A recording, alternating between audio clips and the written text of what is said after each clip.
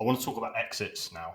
So you've left probably two of the biggest entrepreneurs in kind of the online space. Talking about the kind of most recent one, what made you, or yeah, why did you make that decision? Yeah, this is a very common question. And I think it's something that a lot of anybody that's listening or watching this that's on a team in-house that's kind of behind the scenes, they're going to laugh. They will resonate with this internal debate. The debate for a lot of characters behind the scenes is like when. I don't want to jump too early. I don't want to leave and then some big thing that's way bigger than anything I got to work on happens right afterwards and I'm not a part of it.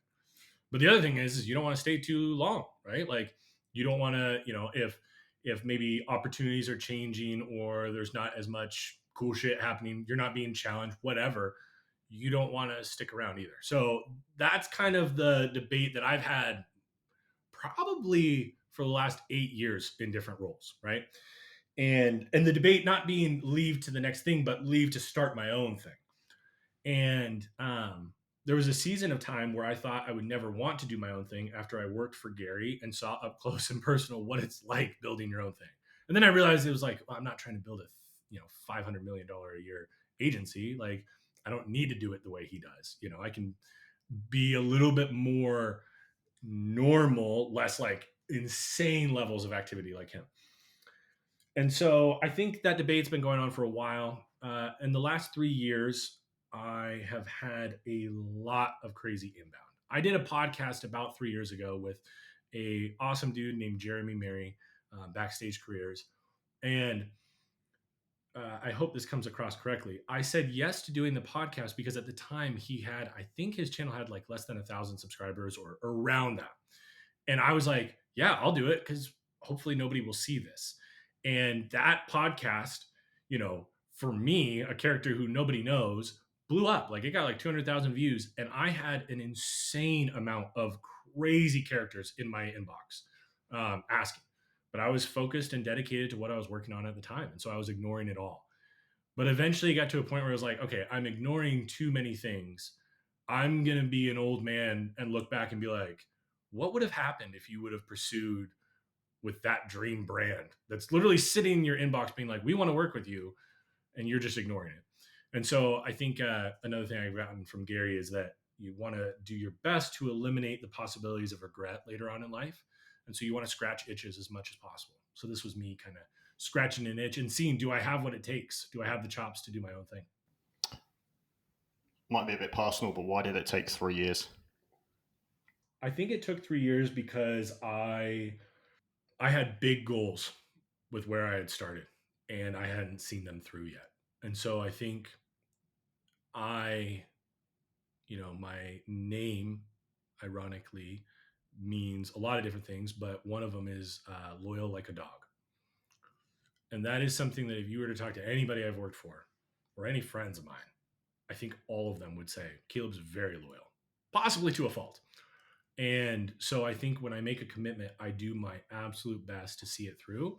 And once I get to a point where I feel like I've met that commitment and hopefully built up a system to where like things can keep running and everything, then I feel like that's when it makes sense. So I don't think it was like I think the timing was perfect, to be honest with you. Like any earlier, and I may not have the foundation to catapult off of, or catapult might be a little self-aggrandizing, jump off of. From what I kind of read from that and from our prior conversations, I think there's a multiple kind of tiers of what you're essentially offering now. So you've got the content you're giving out, pretty insane, like you said, 6 hour courses on YouTube for free.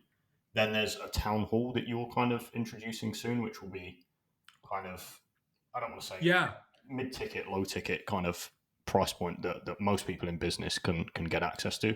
And then you have your kind of more enterprise offering. exactly. Nailed Okay. it, dude. And the I'm talking less about like business model offerings and stuff because I'm in Q2.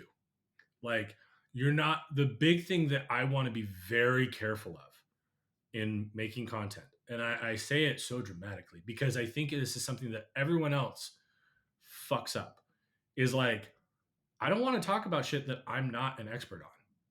Or if I am going to talk about it, I'm going to give some fucking heavy disclaimers. I'm not an expert on offers or running a business. I haven't even done it for a year. So you like here, I'm not even going super in depth on my answer to this because it's like I've changed my offers 3 times in the last 6 months, and I will probably change them again, because I'm learning and stuff. So I think a little nugget that can be taken away from this though is like you got a lot of people online that do something for 3 months, say they're a fucking expert, and start like doing a course on it. Like that, be like if I were following the typical model, I'd already have a course for 197 on how to create consulting offers. Like what? I don't fucking know shit about that, right? Brand and content, I feel very comfortable speaking with authority on because I've been doing it for 16 years. I know you built out a pretty insane team at acquisition. Can you just talk to what made it so special? Hmm. The people. um, every single person that I hired on that team, I fucking love to death. And not in like this like weird cringe fucking we're family, shit. No, I just like genuinely cared about them. And I think that like there was this level of like something that I observed a lot was this like selfless desire to jump in and help somebody else if they were struggling on something. It was like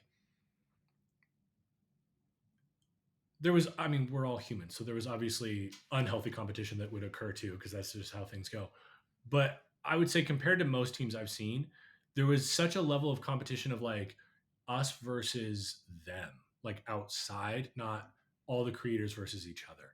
And so the amount of times that I would see an editor who had something due the next day and they maybe had 30% more to go, and them spending an hour with one of these other editors helping them solve a problem meant that they were going to be up until like fucking 1 or 2 in the morning. And I saw that shit happen over and over and over. So I think there's that. I think another thing that I tried to do, and would never say that I did it perfectly by any means, but I tried to prioritize hiring around culture fit over skill fit. Skill fit is very important, but I believe it is a lot easier to train skills than it is like hard skills, I should say, versus soft skills, right? And the reason why is because I think hard skills are having less outside input outside of the work environment. Whereas the soft skills, well, once they leave the office, they're also going out and interacting with their family, friends, etc. All these other people that are potentially reinforcing bad behaviors, for example. That's going to be a hard one to overcome. And so I really tried to focus on that, is looking for people that were hungry, humble, really willing to work their face off, and were willing to help each other. I also think, dude, I try to find people that I feel I can pour the most into. Um, and you would think in me saying that would mean that it was just like a team of a bunch of mini me's, but actually it couldn't be further from the truth.